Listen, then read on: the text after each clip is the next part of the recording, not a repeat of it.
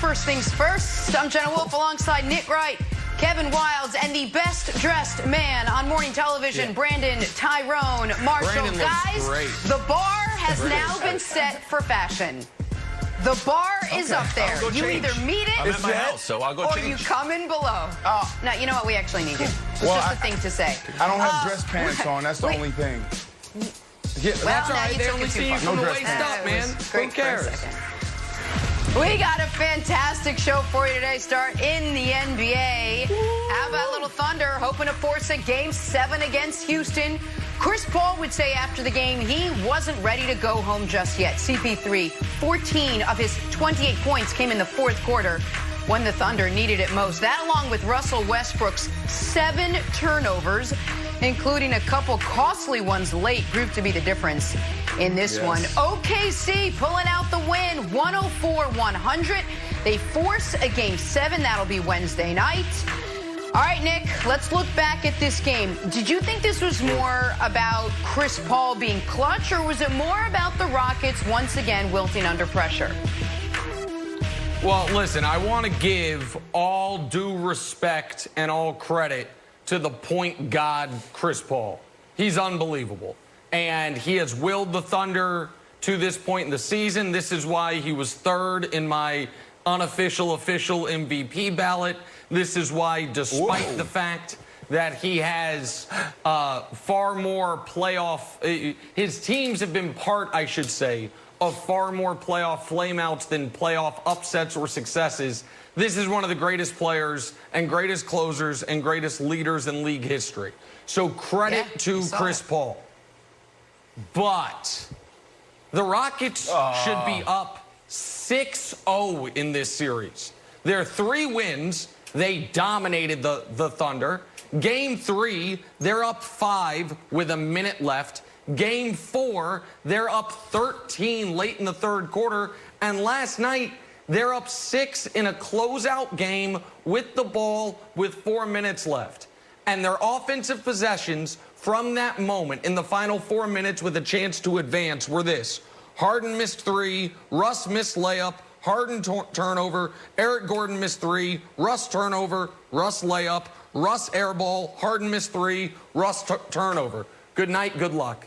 And in the midst of that, Chris Paul is bombing threes and doing Chris Paul things and slapping folks on the butt and being a general pest who's just awesome.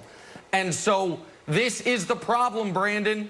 You have a historically great player in James Harden. You have a generational talent in Russell Westbrook. But both of these guys throughout their career, the one bugaboo is playoff decision-making and execution at the very ends of these games.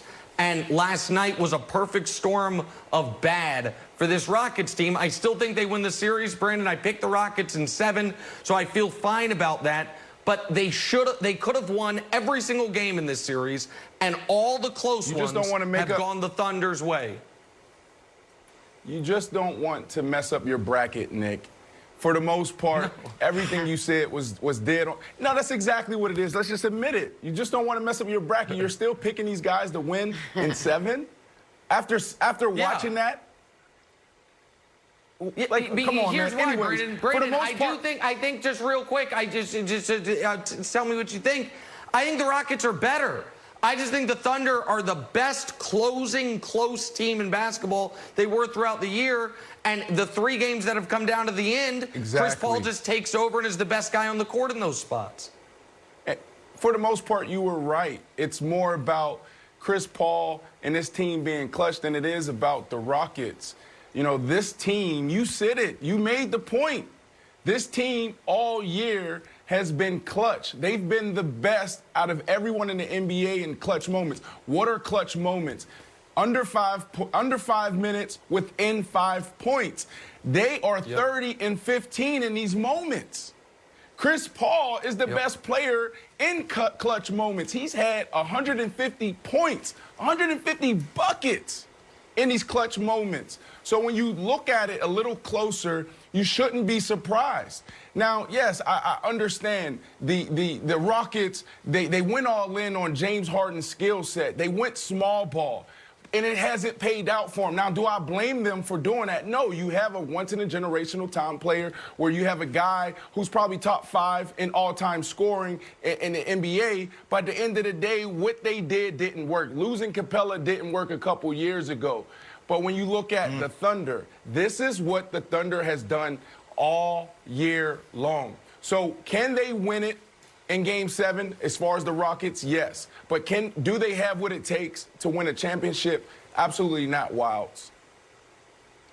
All right. So I don't want to spin it too far forward, but tomorrow night at 9 o'clock might be the beginning of the end of the Rockets franchise as you know it.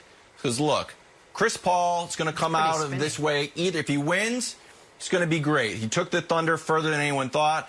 In the bubble, he's provided unparalleled leadership that we've never seen in sports, so he's doing it on and off the court. But if Chris Paul wins, this is bad for everybody, Nick. Harden's legacy takes a huge hit. Westbrook's legacy takes a hit, and granted, I give Westbrook a little bit of the pass. He's on a minutes restriction. He's still hurt. D'Antoni's already talking about the Pacers. He's not talking about. We're already hearing about D'Antoni going to the Pacers. The front office, we heard some rumblings from the owner earlier in this year. That's going to change. Analytics will change. And you know what? Chris Paul knows it. Chris Paul, he's a very conventional player. He knows how everything's done, but this is not how you line up for free throws at the end of the game. Usually box out. You remember it from high school. That is not how you do it. That's not how you do it. You don't just stare at your opponent straight in the face. After the game, by the way, that's not just an opponent. It's non-traditional. Non-traditional. That's right. After the game, Harden was asked about it, and he said, I don't know. Yeah, and Wilds, if people have fallen asleep, look at the score bug.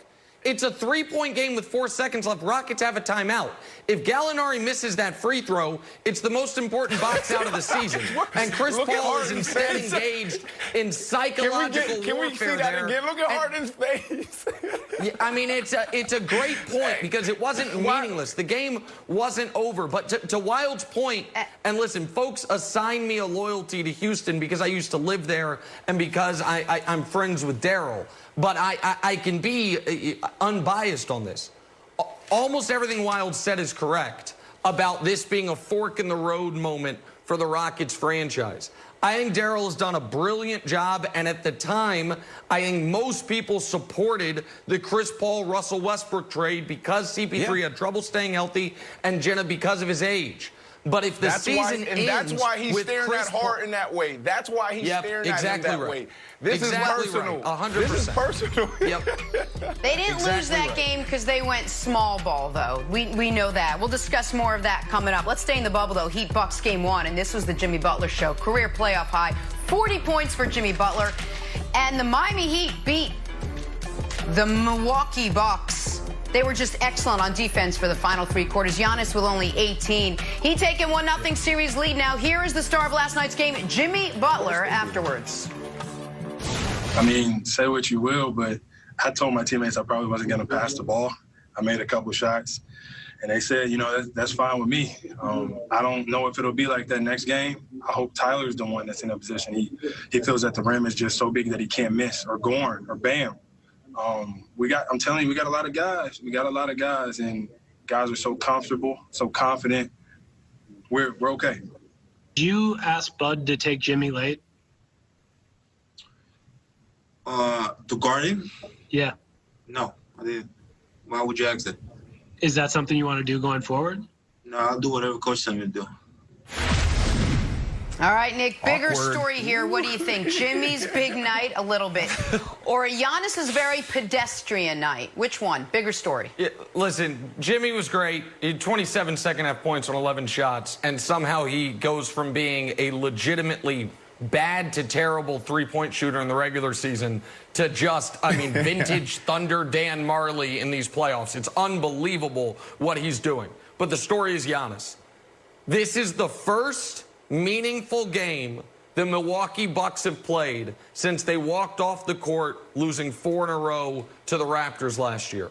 And for Giannis to score 9 points after the first quarter, for Giannis to have, 4 points in the final 21 minutes of the game, to only make 3 baskets in the restricted area, to only take 12 shots all game is a disaster for Milwaukee. Now, they can recover, and I wouldn't yet change my pick from Milwaukee to win this series, but a lot of the smart folks, well, Brandon, here's the thing.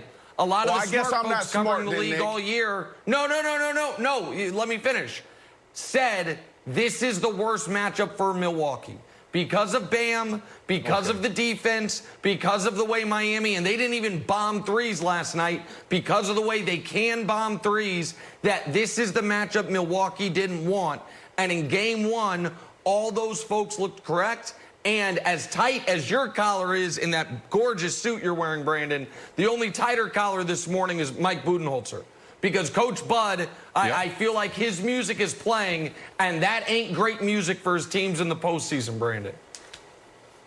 Yeah, watching this game, there's a few things that stood out. One, Giannis disappeared. It wasn't that Giannis disappeared. It's that smothering defense from Miami. They threw everyone at him to stop him, and they wanted everyone else to beat them. That was the game plan. They out-rebound them. They won a turnover battle. I mean, it was just an ultimate team win for the Miami Heat. 2 things jumped out for me. Number 1, the most important thing is that this guy, Butler, came out and said, I told my teammates I wasn't going to pass the ball. This took me back to 2008, 2009, Jay Cutler. We were trying to get over the hump, beating the San Diego Chargers. I mean, they just had our number. They had LT. They had, Lights Out, Phillip Rivers, and all these receivers. And this guy came in a huddle when we were down a touchdown in the 4th quarter. He said, guys, we're going to drive down and score. We're going to score. And then we're also going to go for the 2-point conversion to win the game. We're not going to kick a field goal. And the thing that happened in that moment was it put everyone at ease. When you have a guy with that type of confidence come into your huddle and say, guys, this is what's going to happen. I live for this moment. I thrive for this moment. It put everyone at ease, including the coaches in the huddle. So I love this from Jimmy Butler. The second thing, of course they were going to win the game. They have beat the Bucks 3 times this year. There's not another team that beat the Bucks twice. So, of course, the Miami Heat is going to win this game. This is a terrible matchup for the Bucks, like you said, Nick. All right, well, we're going to see how the Bucks respond. Game 2 Wednesday night between these two. Hey, why is Bill Belichick doing something we've really never seen before? We head to New England next. First things first.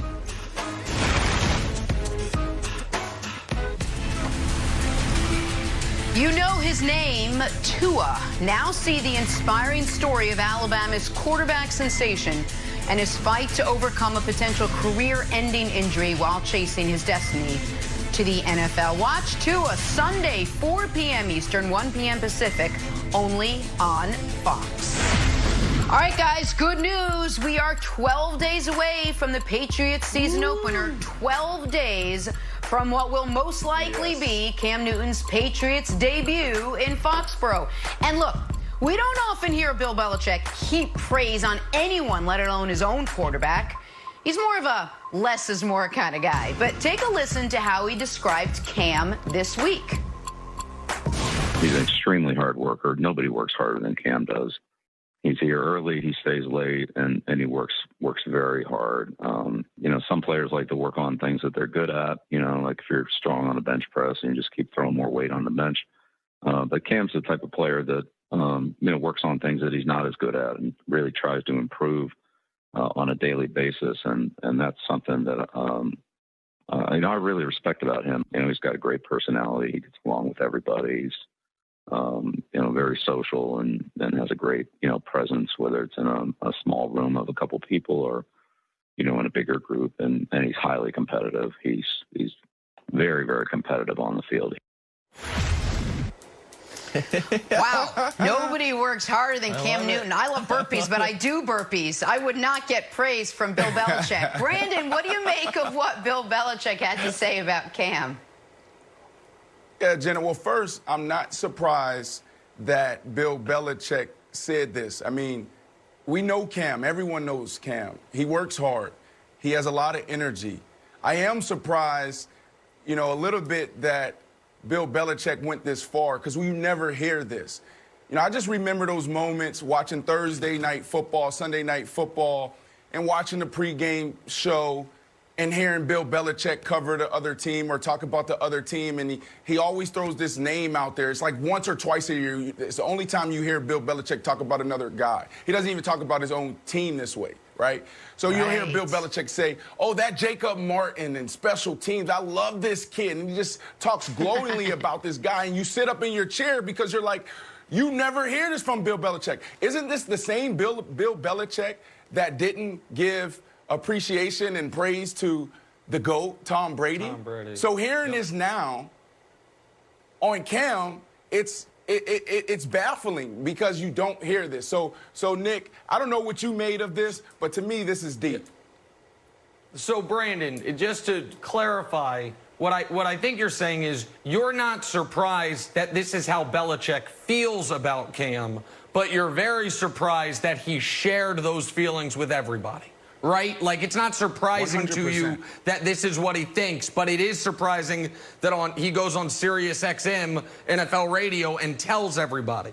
And so I'm with you in lockstep, but I don't think Belichick does any of this accidentally. But as far as why he feels this way, listen, for me, how you feel about Cam Newton is kind of a litmus test for if you and I would have any chance of actually getting along in social life. Like, if you don't like Cam, I probably don't like you. Like, why would you not like Cam? The guy's a winner. He's good looking. Everyone enjoys hanging out with him. He works hard. He gives stuff to kids. All these things. Like, I've never understood the folks who are anti-Cam Newton. The one real blemish on his resume is he's had some really bad press conferences. Well, in that regard, he and Bill Belichick are damn kindred spirits. Nobody's had more bad press conferences than Bill Belichick. Nobody's been a more sour loser than Bill Belichick in the rare times he's lost. So, in a surprise to no one, Cam is an incredibly hard worker who's a winner who commands the presence of the room. So why is Belichick, though, saying this publicly? To me, this is another way for Belichick, even if within the practices you're still splitting reps or doing whatever they're going to do within the practice schedule wilds, he's letting his players know, I have blessed Cam Newton as the leader of this football team. That spot was vacant. From a player perspective, since Brady left, there was a quarterback battle. Cam got here late. But now I am not just saying, you know, whatever I'm saying in meetings, but out publicly, I'm talking, he's one of the hardest workers. I love being around him. He works on things he's not good at. All the great things he could say. So to me, Wilds, whether the Patriots will play it like this or not, Bill Belichick not only yesterday announced his starting quarterback, he announced the new leader and face of the Patriots from a player perspective. Oh, I love it. And it's one Cameron J. Newton. I agree, fellow Patriots fan. You and I, two peas in a pod, talk about kindred spirits. God. You and me, buddy. I don't know if you're born in Kansas City or Groton, Connecticut. You and me. You know what? You were just like, hey, I don't know if you don't like Cam, you don't like me. Well, guess who does like Cam? You and me, buddy. Two friends. Hey, narrative change alert. Narrative change alert. Do we have a siren graphic? Narrative change alert. The narrative as it stands. Bill Belichick will make Cam a better quarterback, right? He's got 6 Super Bowls. You got the brilliant mind of Josh McDaniels. You got an offensive line, 7th best projected, Pro Football Focus. You got Hall of Famer Julian Edelman. But what if the narrative is the opposite? Dun, dun, dun. Look at this quote again, and I'm going to recontextualize it for you.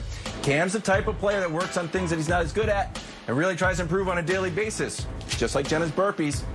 That's something that I really respect about him. That's not easy for players, really any of us. Bill Belichick is talking about himself.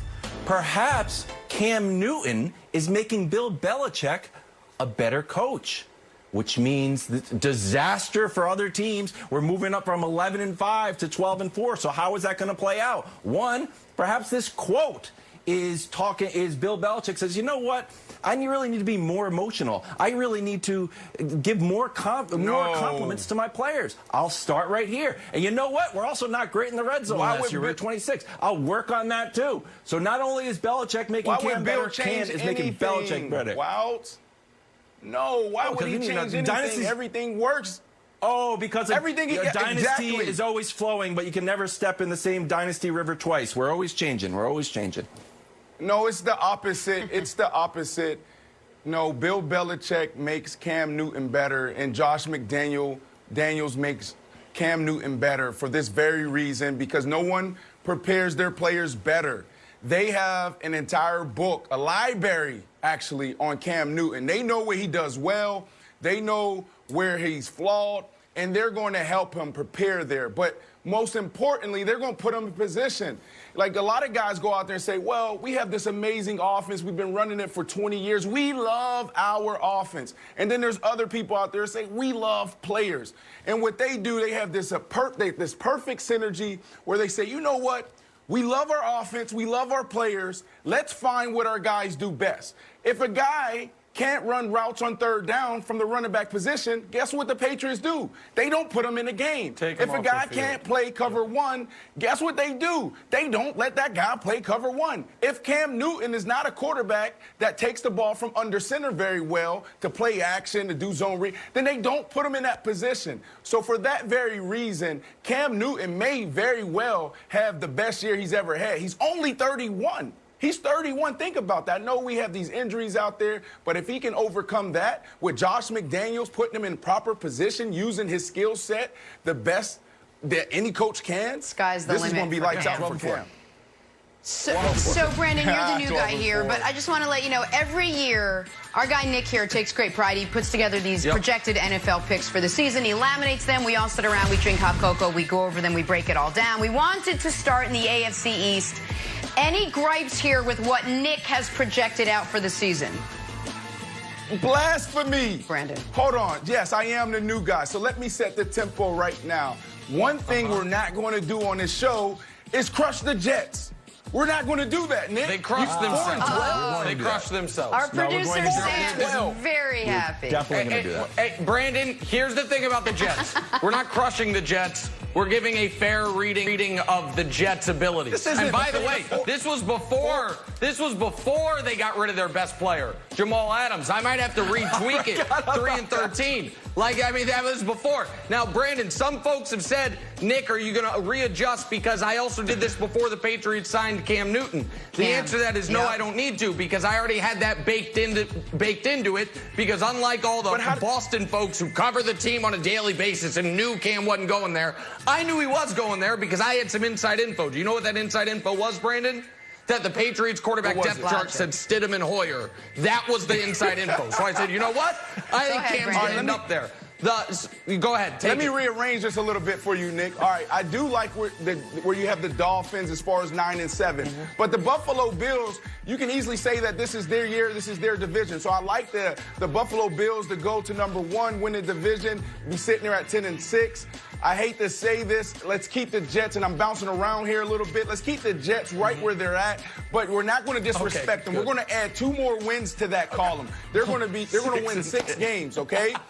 Yes. And then let's put the Patriots at #2, and then we'll have the Miami Dolphins coming in at 3rd. Winning the division. You weren't here last year. Jenna can back me up on this. Yes. I picked the Bills last year to make the playoffs when no one else was. Bills Mafia loved me. So now I've got them falling back, and Bills Mafia wants to throw me through a table. 8-8. Schedule got tougher. Schedule got tougher. Lucky us. We got plenty of time to discuss this. Let's head to New Orleans, where the Saints could be reeling if Alvin Kamara doesn't show up. This, my friends, is first things first. It's a big deal. Time for a little no huddle. Let's start in New Orleans, where Alvin Kamara started camp, subsequently left camp, now has not shown up to camp since Friday. The running back reportedly making a late push for a contract extension. Brandon Marshall, what would the Saints offense look like without Alvin Kamara? I support 41. Listen, this is a big deal. Everything runs through these guys. I mean, we have a graphic to show you where this duo, 41 and 13, I mean, they almost make up for half of this team's scrimmage yardage. Like, come on. You got to get this guy signed. When you look at what Drew Brees does, he literally drops back. He looks at 13 and then drop down to 41. let me put this in perspective for you. This is how easy this offense is for them. And I was there. This was my last cup of tea. Drew Brees drops back. He looks at the will linebacker. If the will linebacker get underneath 13, he throws it to 41. If the will backer jumps 41, he throws it to 13. So if he's not there, then this is very disturbing for not only Drew Brees, but this entire organization, because everything runs through them. I literally saw Drew Brees stand in the mirror for 30 minutes, just rocking back and forth and just looking in the mirror. I went to the strength and conditioning coach, and I asked him, I said, Coach, what is he doing? He said he's literally going through every single play in the playbook in every situation. And when everybody clears out the bubble, he's going to go out there on the field and do it again. He does it every single Friday. He's literally going through, where's 13? Where's 41? Where's 13? Where's 41? If he's not there, that disrupts Drew Brees' whole process, and now he has to develop a new process and a new procedure. They need to get this deal done fast. Just fun fact, I also spend 30 minutes rocking back and forth in front of the mirror, but it's just to make sure my hair is correct. So that's me and Drew Brees, 2 peas in a pod. Look, I think I'm going to become an NFL agent, Nick. This is all I would say if I was Kamara's agent. Like, hey, Will Lutz, the kicker, is making 3.1, and the punter is making 3. And my guy, who's selling jerseys and putting butts in the seats, even though we're not going to have butts in the seats, but you know what the metaphor means, is making 2.1. Let's do this right. We got Tom Brady coming in. Let's not mess around. Get the deal done. Let's move forward. So here's the issue for the Saints. Because we know paying running backs in this league is usually not smart long-term business, but they are, and this has been underreported, I think, so far all in on this year. They keep borrowing from Peter, future Saints, to deal with this season. Their cap for next season, the cap will be around $200 million. They have $256 million on the books for next year, meaning they just keep saying one last year with Drew, and then we're going to have to tear it all down. Kamara knows that. So you might say, well, if they don't have the money, how can he hold out? Because he knows that if this is their last chance at a Super Bowl, they can't afford being without him, as Brandon described, because he's such a key part of their offense. And in a league where the Minnesota Vikings can call up Riley Reif and say, you know what? If you don't take a pay cut, we're cutting you 9 days before the season starts, and nobody bats an eye. I fully support Alvin Kamara 9 days before the NFL season kicks off, saying, you know what? I think I've got some leverage. I'm going to try to press that leverage. Is there anything better than the visual of Kevin bopping back and forth, just looking at himself in the mirror? Nothing. On to Arizona. Larry Fitzgerald celebrating his 37th birthday yesterday. Happy birthday, buddy. Are you what? Are you 2? Are you 3? Never mind. His new teammate, DeAndre Hopkins, on Larry right here, said this: you can just tell by the way he plays the game that he's out there to win every game. Brandon, how big of a deal is it for a young quarterback like Kyler Murray to have weapons like DeAndre Hopkins, like Larry Fitzgerald out there to throw to? I mean, it's everything. You can come into the NFL and you can have a good example and you can have a bad example. And we call them the ultimate pros. Larry Fitzgerald's the ultimate pro. So Kyler coming in trying to figure out what his routine is, what works, what doesn't work. It's easy when you have a good pro in the locker room to see, oh, this is how Larry takes care of his body. This is how Larry approaches watching film. Oh, this is how Larry approaches practice. So any player that has a good pro in the locker room, it speeds up that maturation process. When I walked in my locker room, I had Rod Smith, I had Nolan, I had so many guys that I can lean. John Lynch, I had the ultimate pros that I could lean on and help me develop my routine. So this is everything for Kyler and a young player. Brandon, did you have other wide receivers teach you things like, is DeAndre learning from Larry and Larry learning from DeAndre?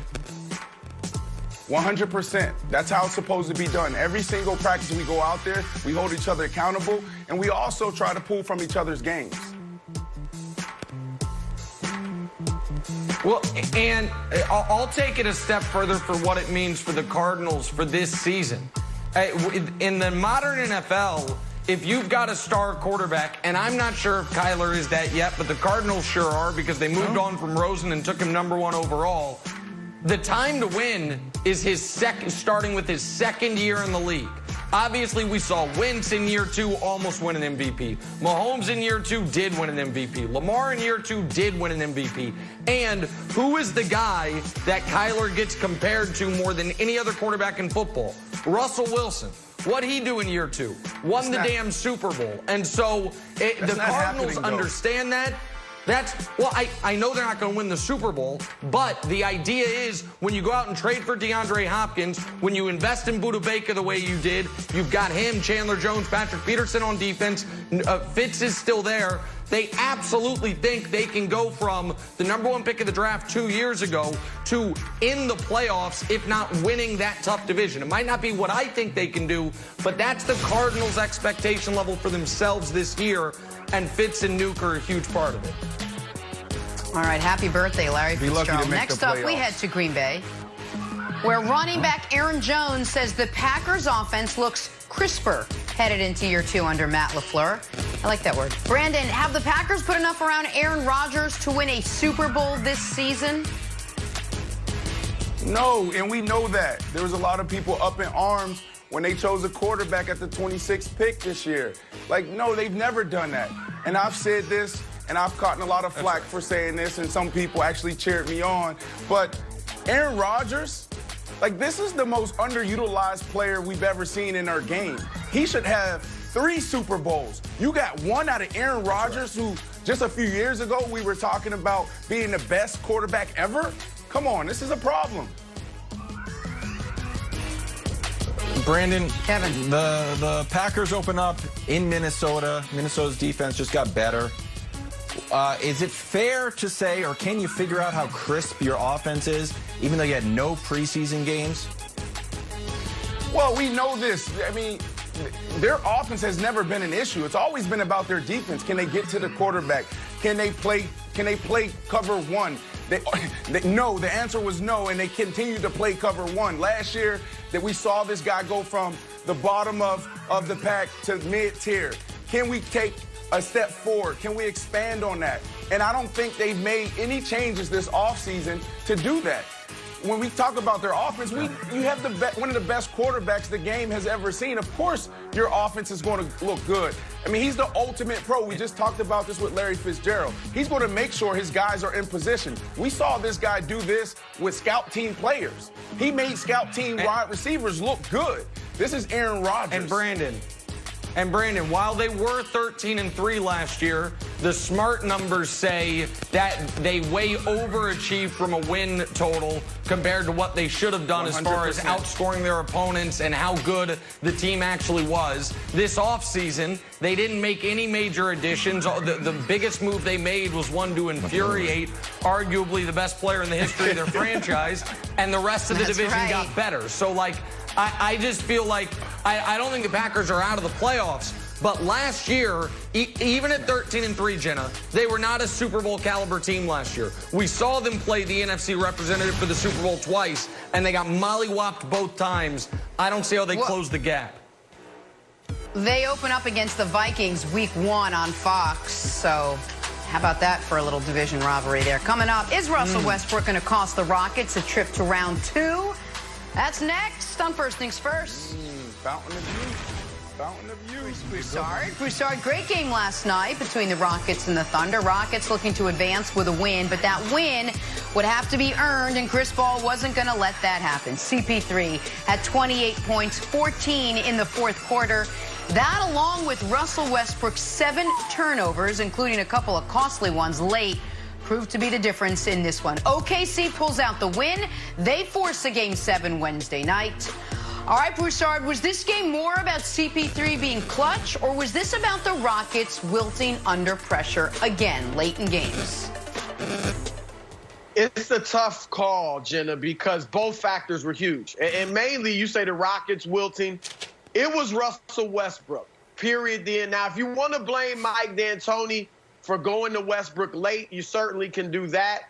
But get this, Westbrook sat for 3 minutes in the fourth quarter. When he was in the game, they were outscored. They were down 6 points, I believe, when he went out.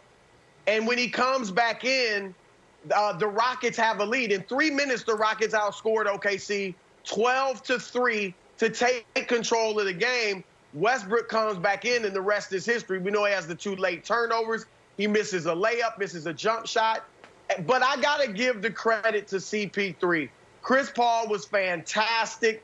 He sat 37 seconds in the fourth quarter, and OKC was outscored 5-0. So they got him back in pronto, and we saw him take over for the game late. He's clearly got a chip on his shoulder against these Rockets, and this is the key to Game 7.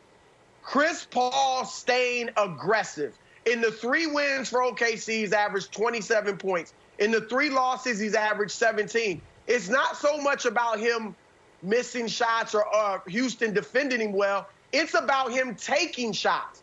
He needs to be aggressive and look to be a scorer, not just a facilitator. Well, if he does that, OKC has a good chance of winning. I kind of disagree with that last point, Broussard, because I think those numbers are skewed by the fact in their losses, they've been blown out the gym. And Chris Paul all year has been a guy who takes a disproportionate amount of his shots in late game situations. And it's why the Thunder, to Brandon's point earlier, have been the best late game, close and late team in the league. And Chris Paul's been one of the best close and late players in the league. It's indefensible for the Rockets to be in this position.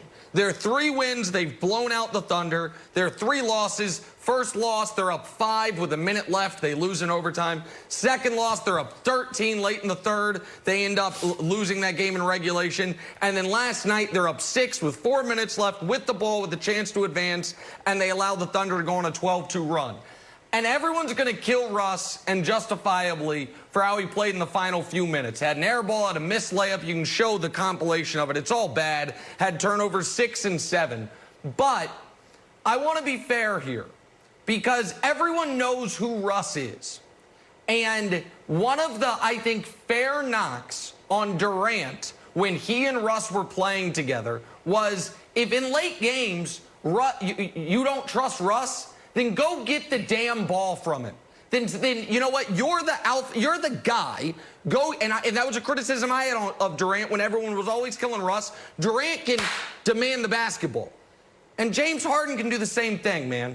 Like, I understand Harden also is not historically great late and close, but in playoff games. But this is a chance to rewrite that history.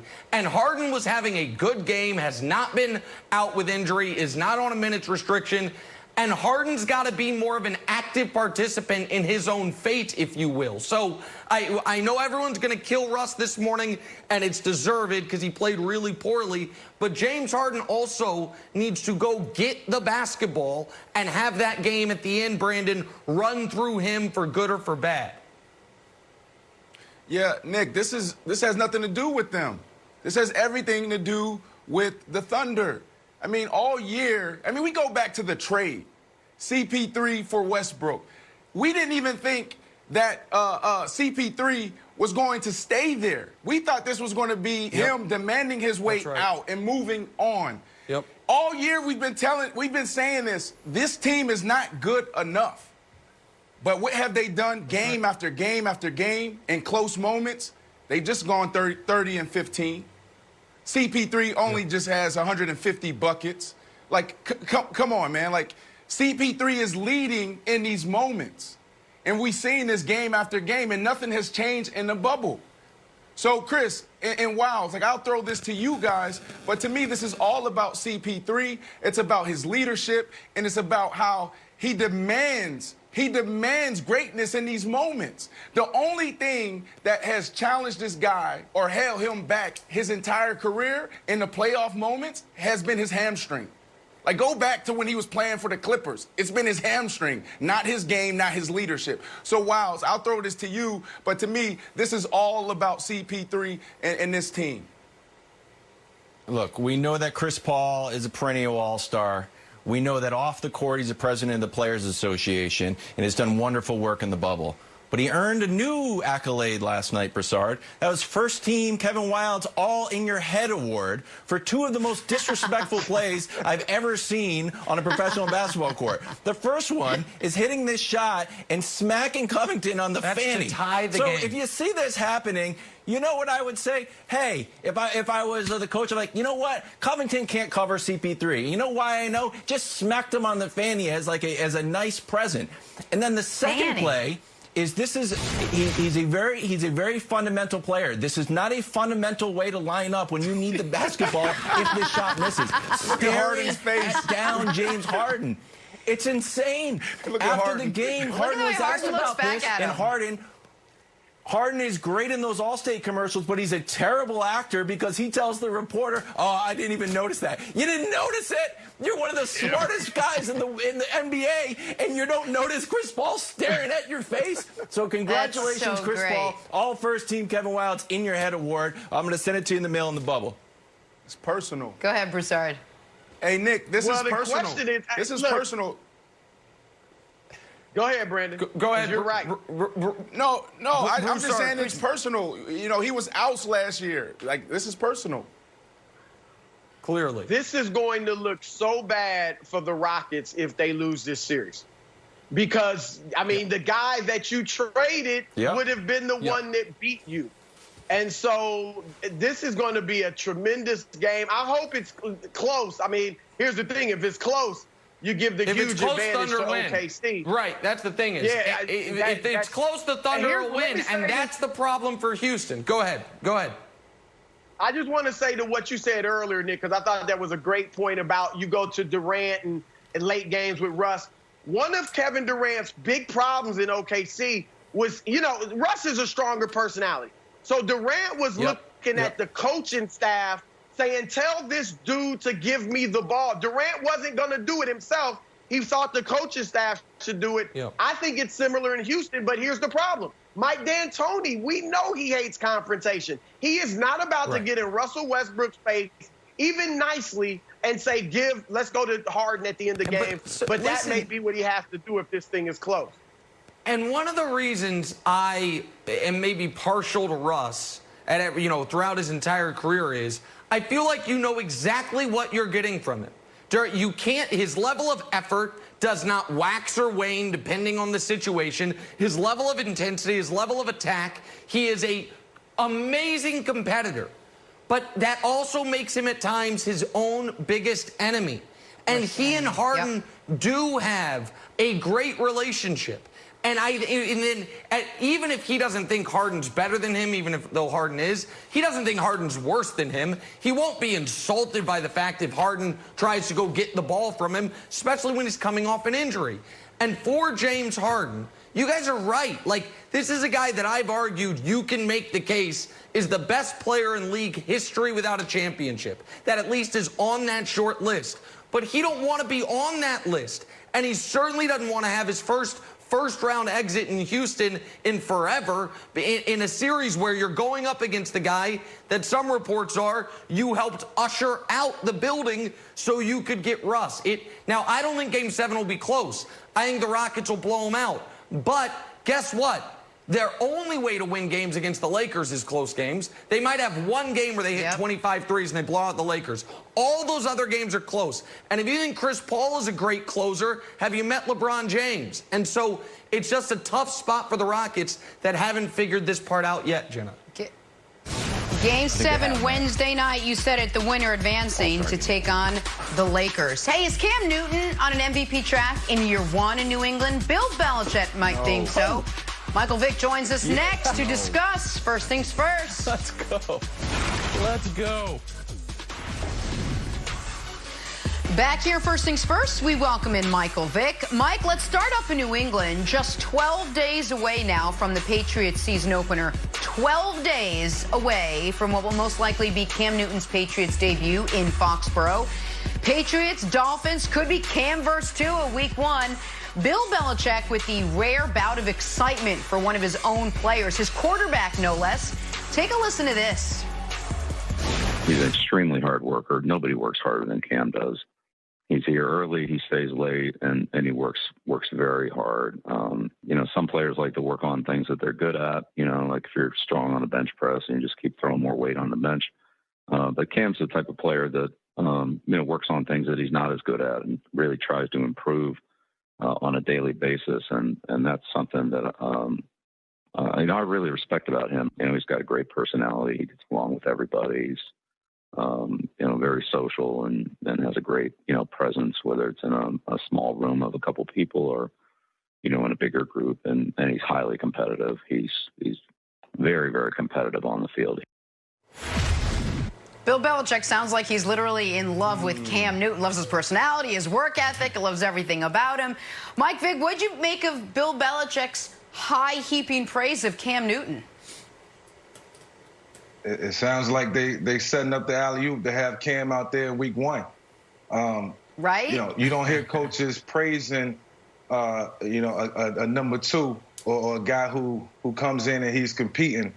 We know Cam work hard. I think word around the league has been over the last couple of years is how hard he's worked, and I think Bill Belichick is getting a chance to see that firsthand. And when you have a guy like Cam out there practice every day, making plays, working hard, staying late, coming in early, you start to visualize what you can do on the field on Sundays and Thursdays and Mondays. And you're like, okay, this is a guy who's been a prominent player in the league for a long time. Now he's on my team, and everybody's in it to win it. And Cam gives them a great chance at winning each and every week, especially if he's healthy, and they know what's going on with Cam, day in and day out, health-wise. And I think this is setting up for something much bigger, and we could see Cam behind the center week 1 if he's picking up the offense, if he's understanding the concepts and how the offense needs to be orchestrated. And I'll say this, it's more in this offense now than it probably was with Brady in terms of the run game, and it includes Cam. So that's going to be a big reason or big factor, to have Cam on the field at some point early in the season. You got the zone read now, you got options, and it's more that you can do. So the innovation is there. And that's why Bill Belichick is singing the praises. Like, he sees Cam working hard, and he knows what he can do when he visualizes, out on the field what can take place. So it was just good to hear this, man. I'm excited for Cam, and I know at some point, he's going to get a shot. He's going to be the man behind the center. Mike, you're literally a half a mile away from me. We could have did this show together. No doubt.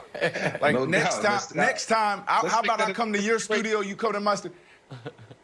Yeah, let's get together. All right, we can talk football all the time. Oh, man, I love it. Listen, Mike, I don't know about you, but I'm not surprised. I'm not surprised that the Patriots are in love with Cam. But I am surprised that Bill Belichick is actually speaking how much he loves Cam, because you just don't hear it. I can go back to watching Thursday night football or Sunday night football. The Patriots are on. It's in the pregame, and Bill Belichick talks about Jacob Martin. He throws this random name out there, and he's like, "Oh, I love this kid, Jacob Martin. I love how he gets to the quarterback. I love how he runs down on kickoff at the L5 position, the R5 position." And you sit up on your couch because you're like, listen, Bill Belichick don't even talk about his own players this way. You think about Tom Brady. Wasn't that one of the things that he was harping on a couple years ago? He was like, I just don't feel appreciated. Like, I got 6 rings. Nope. I did so much for this franchise, and you're not going to show me any love? So I think this is a big deal because you don't hear this from Bill Belichick, Nick. Well, and it's not only that you don't hear it from him, he is very, very judicious with who he says things about, when he says it, and why he says it, because he knows that anytime he gives a real answer to a question, it is going to make not just local news in the New England area, but major national news. So I agree with Mike 1,000%, and I'll take it a step further, which is Bill Belichick just announced Cam Newton's the starting quarterback of this team, and Bill Belichick just signaled Cam Newton, from a player perspective, is the leader of this team. And that should surprise no one. It should surprise no one from an X's and O's perspective because he's competing with Brian Hoyer and Jared Stidham. And it should surprise no one from a competitive and personality perspective because why wouldn't? No one ever was able to explain to me why Bill Belichick and Cam wouldn't get along. It was always this nebulous, why? Cam works hard, check. Cam is not a great loser. Same with Belichick. Cam's worst moments are in press conferences. Who cares less about press conferences than Bill Belichick? They are both firmly and loyally committed to a very certain aesthetic from what they wear when they're not playing, which is for Cam, it's one way, for Belichick, it's another way. But both are very intentional. These guys have a lot more similarities than you would expect from a 60-something-year-old curmudgeonly white dude and a 31-year-old flamboyant black guy, but on a football perspective and personality perspective, they mesh really well. And so, Wilds, I'm not a Patriot fan, and I will not be rooting for the Patriots. But I love Cam, and I've never understood why more people didn't. And it looks like, you know, who's also falling in love with Cam Newton? One Bill Belichick was. Me? Okay. Well, you. Yes, Before, you. You've been I got to dig into one thing. If you met someone and they say, who is your favorite player? And you say, oh, I love LeBron James. And you're like, oh, do you root for the Lakers? They say, nope.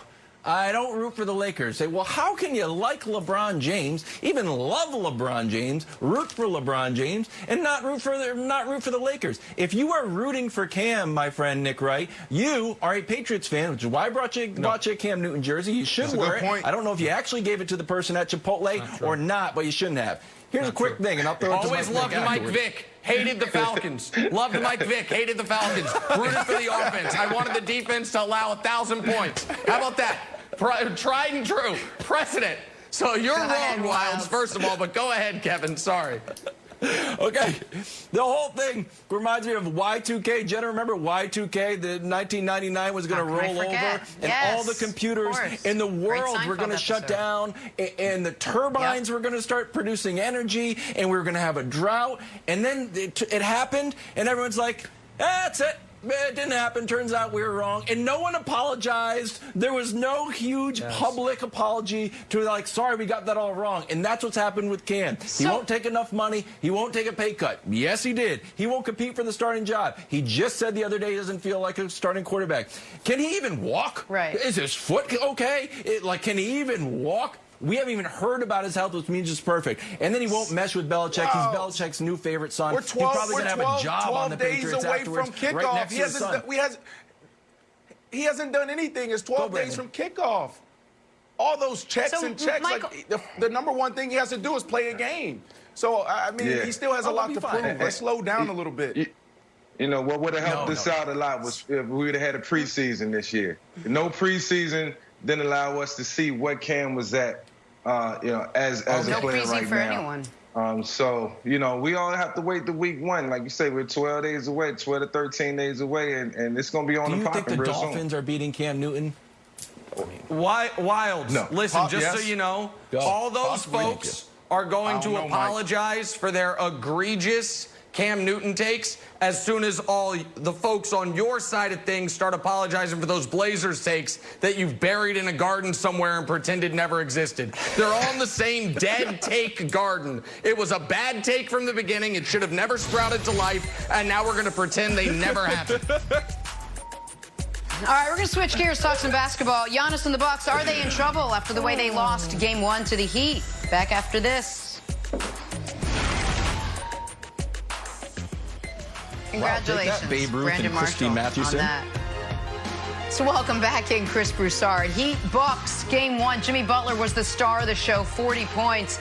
But where was Giannis, you ask? Great question, Jenna. Held to just 18 points as Miami goes up 1-0 in this series. Here is Jimmy Butler after the game. I mean, say what you will, but I told my teammates I probably wasn't going to pass the ball. I made a couple shots. And they said, you know, that's fine with me. I don't know if it'll be like that next game. I hope Tyler's the one that's in a position. He feels that the rim is just so big that he can't miss, or Gorn, or Bam. I'm telling you, we got a lot of guys. We got a lot of guys, and guys are so comfortable, so confident. we're okay. Did you ask Bud to take Jimmy late? To guard him? Yeah. No, I didn't. Why would you ask that? Is that something you want to do going forward? No, I'll do whatever coach tells me to do. All right, Chris Broussard, what do you think the biggest story was last night? Jimmy Butler's big night or Giannis's very pedestrian night? Well, I got to give Butler props. I mean, he was fantastic. He's just been terrific in Miami all year. We all know his history. He's been a lot of trouble in different franchises, including Philadelphia last year. But he has been great in Miami. And I got to say this. I had him on my second team All-NBA ballot. I can't believe some guys didn't even have him on All-NBA on their ballot. Some guys on this show. So I just had to throw that out there. But as great as Butler was, he did set a great tone for game one of a series, right? Go out, get the upset win, score 40. Great tone for the rest of the series. But I'm going to say this is about Giannis because this could happen a couple more times in this series. And that could – I'm sticking with my pick of the Bucks in 7, but this could happen a couple more times and cost them the series. They are now 1-3 against Miami this year, and they've got a guy in Bam Adebayo who can give Giannis a little trouble. But more importantly, they close in the paint, which we know is the strategy against Giannis. Milwaukee has created some things to get him open, but Eric Spoelstra is a great coach, and he's able to counter those. So they have got their hands full with the Miami Heat. That's for sure. Here's the problem. Jimmy Buckets was great. He somehow goes from being a terrible three-point shooter all year to just unbelievable in the postseason. He did it in the series against the Pacers, and he did it again last night. 40 points, playoff career high for the best coffee maker in the bubble, Jimmy Butler. But he was not the story. The story is the Bucks. This was the first important game the Bucks have played in about 465 days. This is the first real game they've played since they walked off the court against the Raptors last year, losing 4 in a row when it looked like they were on a beeline to the NBA Finals. So it's the first real test for Giannis in over a year. And I love the guy, but he failed it. He had 9 points after the first quarter. He had 4 points in the final 21 minutes. He made 3 shots in the restricted area. And Giannis, who is the most arguably likable guy in the entire league, had, I would argue, his first kind of prickly press conference moment, where it's like, why you ask me that question? And that's not what you hear from Giannis normally. And I actually don't care if guys are rude to reporters. I do care, though, what it gives you a window into what they're feeling. And I'll tell you what Giannis is feeling. A little anxiety, a little nervousness, a little, oh, no. Like, a little pressure. It's not going to end this way this year. And so, Brandon, you said before the series you thought the Heat were a terrible matchup for Milwaukee. I thought they were a tough matchup. I thought Milwaukee'd still win this series in 6 or 7. But right now, Milwaukee and Coach Bud need to make some major adjustments, or else I said it was the first big game Giannis has played in over 450 days. If they don't make major adjustments, the story might become, was this the last games Giannis played with this franchise? Because that is where this conversation goes immediately, Brandon, if they lose to the Heat this round. Wow, that's a take. But listen, this is more about Jimmy Butler and the Heat than it is about the Bucks. 2 things that stand out. Number one, the Heat are the only team in the East that beat this team 3 times now. No other team has beat them twice, right? And then 2, I think about Jimmy Butler. Could there be a better fit for Jimmy Butler? We talk about his past aggressions and his relationship with other teammates and other teams. But a player like this, all they want is structure. They want discipline. So when you think about Jimmy Butler and the success they're having, we shouldn't be surprised. They've done it all year. And to Giannis and his struggles in game 1, it's not about Giannis. It's really about the Heat. Why? Because they're one of the few teams that play defense and play it well. They threw everybody at them. They threw everyone in the paint to stop Giannis. So why are we surprised? So when we think about Jimmy Butler and this Heat team, let's continue to think about how awesome they are and not how awesome the Bucks can be. I'm going to invent another award. If you are the Defensive Player of the Year and Jimmy Butler is torching you, then are you really the Defensive Player of the Year if you're not even willing to go take the assignment, or if Coach Bud is not willing to say, hey, go stop Jimmy Butler because he's killing us. He had 15 points in the fourth, and if Giannis is struggling in the fourth, Bud. you would think he would say, let me switch it. But but Nick, you were just talking about how Harden should go grab the ball from Westbrook. Yep. If you are the face of the league, one of the faces of the league, like, yo, I got Jimmy. That's what superstars do. Like, I got him. I'm the Defensive Player of the Year. But that's what lighting us got up. it. But Harden's been in the league a decade plus and has had the playoff ups and downs and failures. Giannis is still 26 years old. This is where I would argue, Broussard, that's what coaches are for. Maybe you're right, but Giannis has not gone outside of the system at all. He's been doing what the coach tells him to do. Broussard, this is where Bud needs to, if that's an adjustment that needs to be made, that's got to be made by the sidelines, by Budenholzer. I don't know if it's not Giannis's personality. It's not something we've seen from him before, but it was both ends of the ball. I don't disagree with you, but to me, I'm sorry to jump you, Wilds, I just feel like that's more on Bud than on Giannis. Okay. I would agree with Nick on this. And look, it's game one, all right? If this continues later in the series, you will see Giannis on Butler. But in game one, you're thinking also the Miami Heat have other guys that can beat you. And you stop Butler, they got other shooters and things like that. So no need to panic after game one. I do think the Bucks have their hands full, but we should relax. They don't need to throw everything at Miami in game one. All right, that was game one. Game two is set for Wednesday night.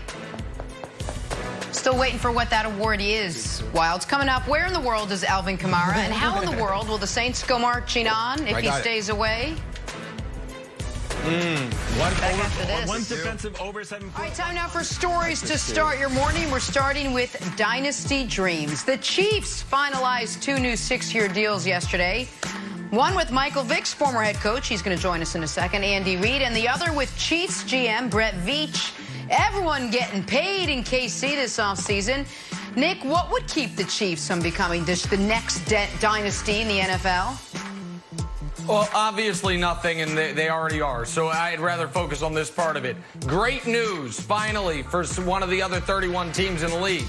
Eric Bieniemy's going to be available this upcoming offseason to be a head coach somewhere. There were some feelings that if Andy made it clear he was going to leave in maybe 2 or 3 years, would Bieniemy stick around to be the coach in waiting? But with Andy signing up for a 6-year deal, someone's going to get an excellent offensive mind as their head coach this coming offseason, Brandon. That's right. That's right. I mean, when I think about this, I immediately go to Mahomes' deal. Mahomes' deal set this team up to potentially be a dynasty. Now, it's hard to do. We've only seen a couple of these teams in all sports over the past 20, 30 years. But the only thing that's going to stop these guys is 2 things. It's injury, and it's the maturation of Lamar Jackson and the Ravens. So I really like how they set up this team for success for the next 10 years. Hats off to the Chiefs. Brandon, there's one dynasty currently in the NFL. It's been running for 2 decades called New England Patriots. Nick and I are both fans of the Patriots. As a player, how far do you like to look out and look at success? Because we've seen a lot of these guys talk about multiple Super Bowls. We're a dynasty. How do you compare that to try to one day at a time, 1 week at a time? I think that's hard for a player, and that's the coach's job, is to bring it back to today.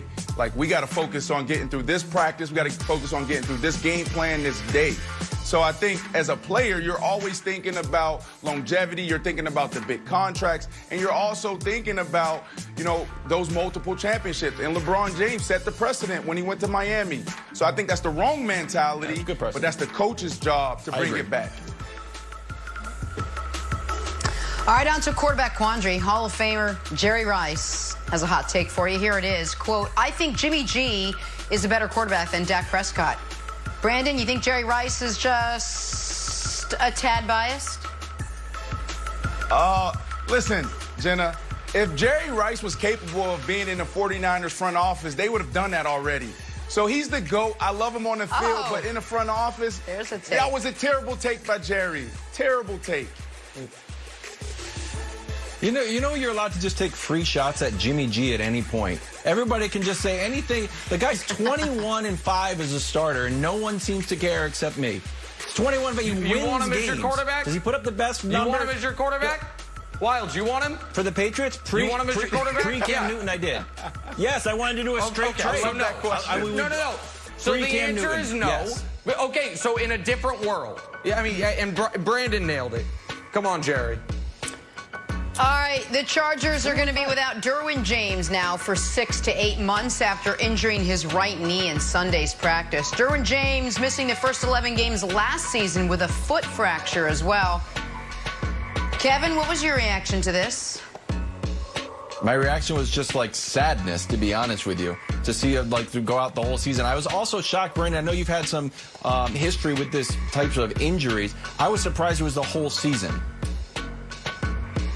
Yeah, it immediately made me think about Alvin Kamara, and I know we're going to get to Alvin, but as a player, this is what you think about. You think about, could the next game be my last game? This sucks for this kid because this is a kid that came in hot, a lot of upside, and for him to be riddled with these injuries early, this is tough. So hopefully he bounced back, but this is a big blow for the Chargers and this guy's mindset. It's a massive blow for the Chargers. He came into the league and instantly was the best player in the league at his position. The reason, Wilds, you were confused about the length of time is there's two ways to handle this injury. You can trim the meniscus and you'll only be out a few weeks, or you can repair it and you're out a few months. Dwayne Wade famously said he thought going for the shorter one, the trim, led to long-term knee problems. So for his long-term health, I get why he's doing this, but he had a meniscus injury in the other knee in college, a foot injury last year. Maybe he's just snake bit. When he's on the field, he's one of the best in the world at his spot. And the Chargers, Jenna, year in, year out, have the worst injury luck of any team in the league. Wow. My mom had a meniscus injury, but we could talk about it later. Next up, contract conundrum. We welcome back in Michael Vick for this. Alvin Kamara has gone MIA at Saints training camp since Friday. The running back reportedly making a late push for a contract extension. So, Mike, I ask you, how much different is the Saints offense if Alvin Kamara isn't there? Well, it's certainly going to look different, and I'll say this. Alvin Kamara's true value is, I won't say when he lines up behind Drew. He's not a very important factor in the offense, and I take nothing away from that. I don't want to discredit that. But his true value is when he lines up in the slot, when he lines up out wide, when it's a safety or a strong safety that has to come from out the middle of the field and cover him. It opens the offense up for everyone else, and that's how Michael Thomas really gets off. Alvin Kamara was one of the guys who carried this team when Drew went down last year and Teddy Bridgewater was the quarterback, took some of the pressure off Teddy. He carried the load. He might not have ran for 1,000 yards last season or in his first 3 seasons as he split time with Mark Ingram. But this guy's been a focal point of this offense for the last 3 years. So take him away, then the defensive side of the ball can game plan for Michael Thomas and Drew. And, it certainly won't help. But I can say this. When LaShawn McCoy was healthy and he was on the field, we was able to line him up in different spots on the field, the offense ran different. When he wasn't out there, the offense ran different. And I was the one behind the center, and I felt it full throttle. Yeah, Mike. I mean, there really isn't no offense to me when you take Alvin out of it. I mean, you can look at this graphic right here, and you can see how impactful 13 and 41 is. I mean, you think about the quarterback position and being comfortable going through your procedures and your progressions. A lot of times you drop back, it's either 1 or number 2. So when you look at Kamara and Thomas, this is how amazing they are. But at the same time, it puts your offense, your quarterback, your play caller in a predicament. So when you're a quarterback, and Mike, you can correct me if I'm wrong, but when you drop back and you have 13, it's like, look, it's easy for me to read the wheel backer. If the wheel backer gets underneath Mike, I'm going to Alvin.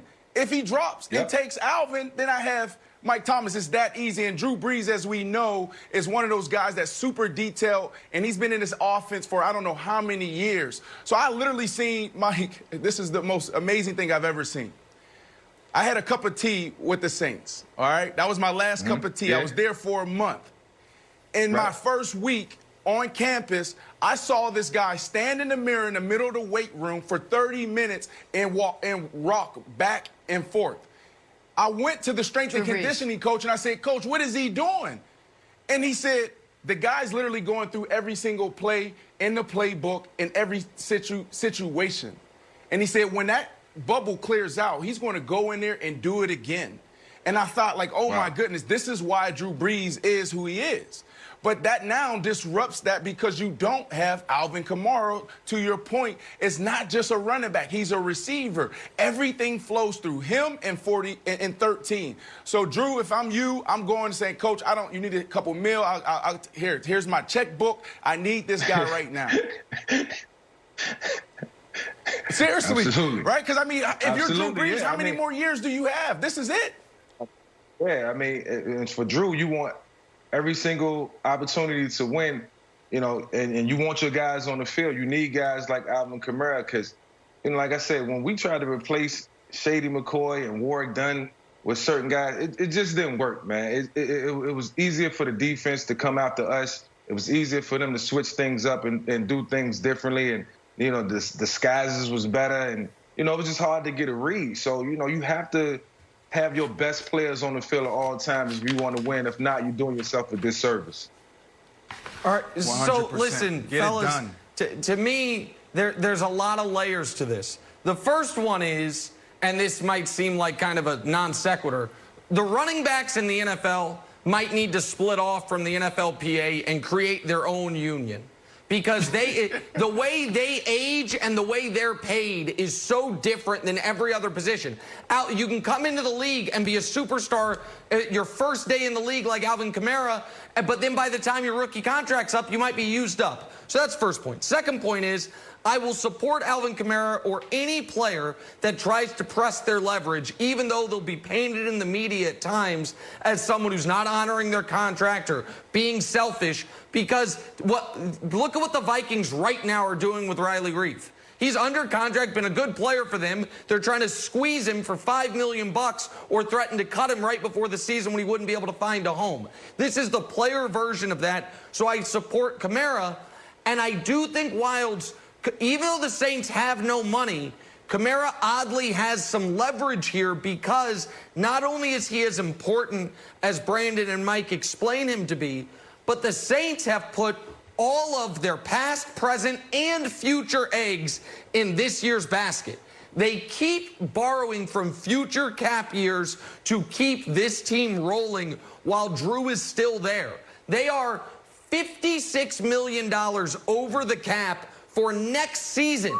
So once Drew walks away, it is going to be torn down. And they all know that. So I feel like some might say, well, then, Nick, they don't have the money to pay Kamara. They can borrow. They're screwed in the future anyway. But they don't want to be screwed right now in what could be Brees' last year. So I feel like Kamara's got an odd amount of leverage because of the way the Saints have only cared about the here and the now and nothing down the road.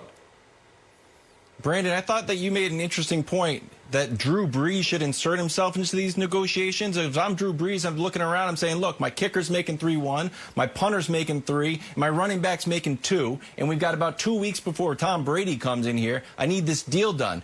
Were you just saying Drew Brees should insert himself in the negotiations as a sort of like a hyperbole? Yeah, or do you actually mean Drew Brees needs to like walk in and be like, hey, 100%. Get this done? You got to step up. 100%. Drew got to step up. Yep. That's right, 100%. You got to get it done because at the end of the day, like Mike said, you go back to that. They couldn't replace Shady. They couldn't replace Dunn. Like, that matters. Continuity and chemistry matters. I was there. I saw it. The entire offense goes through 41 and 13. Drew Brees dropping back, and you can see it in practice. You see this guy throw a ball, and then he continues to go through his progressions. He knows exactly where everyone's going to be. So when he drops back and he's looking for 13 and 13's not there, he immediately knows where Alvin's going to be. He sees his dreads. He sees the 41. He knows his body language. He knows when he sinks his hips, if he's going left or he's going right. So this is a big deal for Drew Brees. Now, is this a big deal for Taysom Hill? Is this a big deal for Jameis Winston? No. But for this guy, this is a huge deal. Coach Payton needs to get this deal done. Like, yeah, we love this scheme. And I talked about this yesterday. These are one of the reasons why I picked them to win the division, but have struggles in the postseason because he doesn't know how to translate or change the things that wasn't working in a season to the postseason. And this is one of those glaring things. When he doesn't have 41 and 13, he struggles. All right, Alvin Kamara again heading into that final year of his rookie deal. Wait and see what happens there. Hey, Giannis and the Bucks struggling in Game 1 against the Heat last night. What went wrong for the reigning MVP? We're back after this.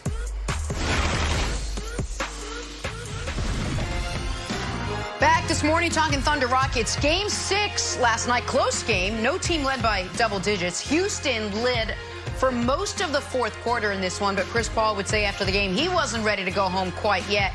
Scored 14 of his 28 in that fourth quarter, and the Rockets let another one slip away. OKC pulling out the win. This forces a Game 7 Wednesday night.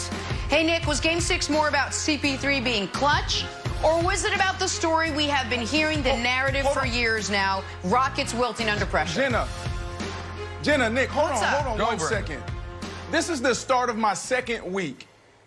I mean, are you guys going to be good teammates and help me out here? We've been talking about CP3 and the Thunder all morning.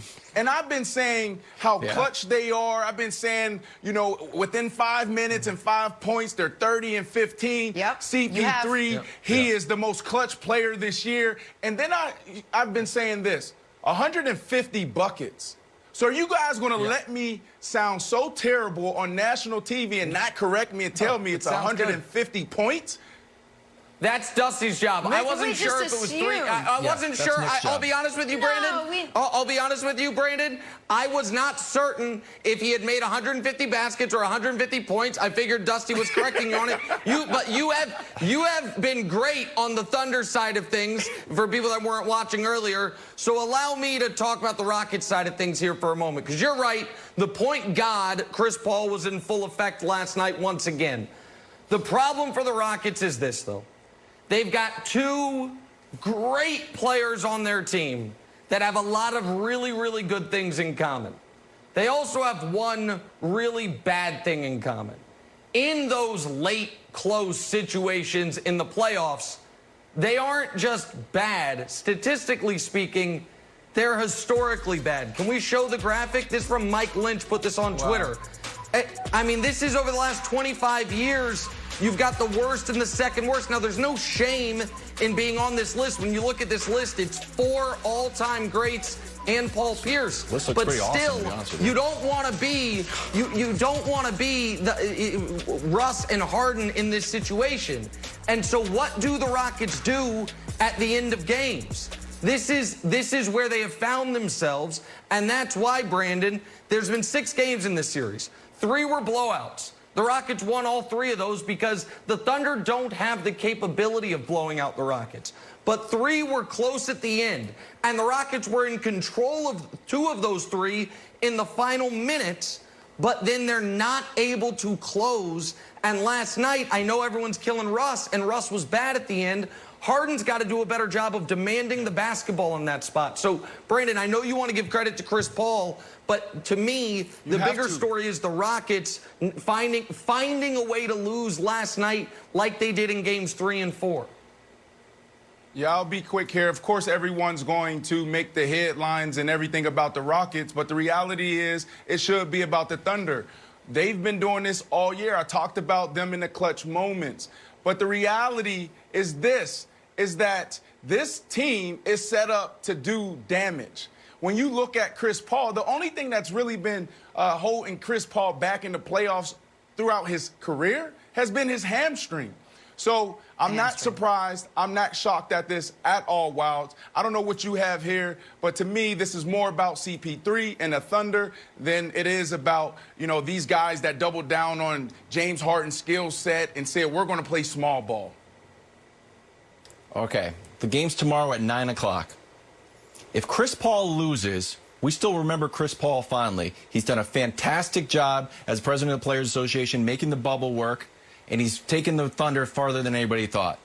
But if Chris Paul wins, you better go to Fanatics and get all the Rockets gear you can, because they might be named the Del Frescos by the time you see them next year, because the whole team is going to look different. Harden's legacy takes a huge hit. Westbrook's legacy takes a huge hit. D'Antoni might be at the Pacers, and the front office and small ball and analytics itself is going to be down the gutter. And it's Chris Paul knows all of it, and he's acting like he can smell blood in the water. He's smacking Covington on the fanny after he hits a three, and late in the game, when he needs to get this rebound, if Gallinari misses this shot, he's staring at James Harden. After the game, James Harden said, I didn't even notice that. Yeah, I'm one of the most perceptive players in the entire league. I didn't even notice that. Chris Paul knows exactly what he's doing. He's in everybody's head. It's tomorrow at 9 o'clock. By midnight, Nick, the Rockets franchise might change the most amazing forever. thing. It's an amazing video, Nick, Jenna, and man, Chris Paul's been great. But the Rockets are going to win tomorrow. All right.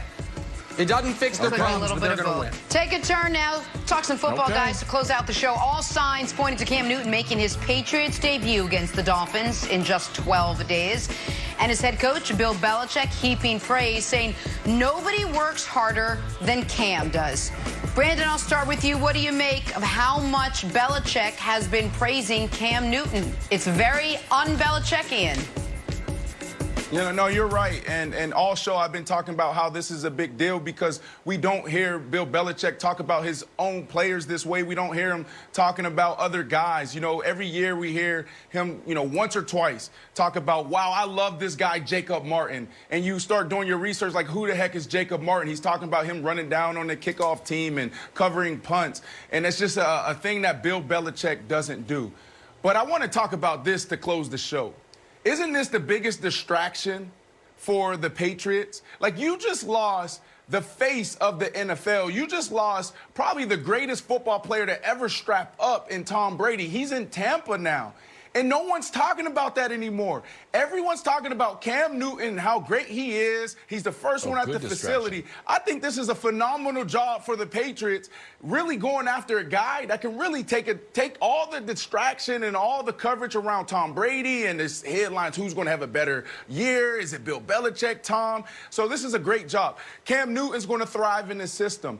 Cam Newton's never been around a coach or coaches that's going to utilize his skill set to the best of their ability. I'm super excited about this season. This is one of the storylines that I'll be following. We're 12 days away from kickoff. This is one of those storylines you should be following. Nick, you know it's a favorite segment of mine. Narrative change alert. Whoop, whoop, whoop. Changing the narrative. Current narrative is that Bill Belichick will turn Cam Newton into an even better player. Six-time Super Bowl, Josh McDaniels, Hall of Famer Julian Edelman, 7th best offensive line in the league. But what if? Narrative change, Cam is going to turn Bill Belichick into a better coach. If we look at my favorite part of the quote, Cam's the type of player that works on things he's not as good at and really tries to improve on a daily basis. That's something that I really respect about him. That's not easy for players, really any of us. That, my friend, is Bill Belichick showing emotion in a post-game, in a quote. You don't see it, and I think Belichick has turned over a new leaf courtesy of Cam. So expect more emotion and a more well-rounded coach in Bill Belichick now that Cam's there, Nick. Well, no, it'll never be more motion, Nick. I don't know that I buy the narrative change element, Wilds, and I don't know that I buy Belichick changing much of anything. But I do think that it was foolish all along to act like Bill Belichick and Cam wouldn't get along. Why? That's right. Both of them are incredibly hard workers. Both of them have been winners every step of the way. Both of them are really pretty poor losers to the degree to where they give some pretty gruff press conferences. Of course, when Belichick does it, it's part of his charm. When Cam does it, it's because he's a petulant child. But that's just because of how the media portrays him. And as an added bonus, both of them have a very dedicated aesthetic that when you see it, even if you couldn't see their face, you'd be like, I know who that is. Or if you saw just the wardrobe, you'd be like, that's Cam Newton. That's Bill Belichick. And so, and of course, and the other thing is this, they need each other. Jenna, Cam needs Bill because he's trying to prove himself again in the league, and Bill needs Cam because the other option was Stidham and Hoyer. So to me, it always made a ton of sense that these two were going to find each other like this. We got a minute left, guys. Let's play a quick take your pick. Jazz Nuggets, Game 7 tonight, 8:30. All you got to tell me who you got. Brandon Marshall, you go first.